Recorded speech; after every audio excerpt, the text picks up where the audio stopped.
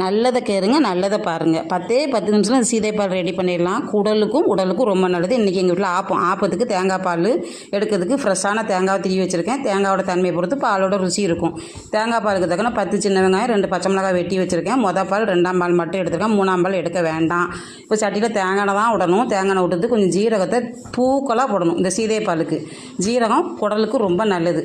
நல்ல செவந்ததும் 2 பல் பூண்டையும் தட்டி போட்டு இந்த சின்ன வெங்காயம் பச்சை மிளகாத்தையும் போட்டு நல்லா வதக்கணும். வதக்கினா மட்டும் போதும், செவக்கணும்னு அவசியம் இல்லை. இப்போ இறக்கி வச்சுட்டு இந்த பாலை ஊற்றணும். இல்லாட்டி பாலை கொதிக்க விடக்கூடாது. பாலோட இயற்கை தன்மை மாறிடும். இப்போ இதில் என்ன பண்ணால் தேவைக்கு உங்களுக்கு எவ்வளோ வேணுமோ வெல்லம் போட்டுக்கோங்க. எனக்கு சின்ன துண்டு போட்டிருக்கேன். ஏன்னா தேங்காய் நல்ல இனிப்பு.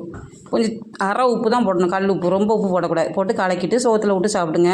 சிக்கன், மட்டன் ஃப்ரை, மீன் ஃப்ரை எதுனா வச்சு அடித்து விளாசுங்க. இப்போ பார்த்திங்கன்னா ஆப்பத்துக்கு சலம்ப ஊற்றி சாப்பிடணும். இது டெய்லி குடிக்கலாம்.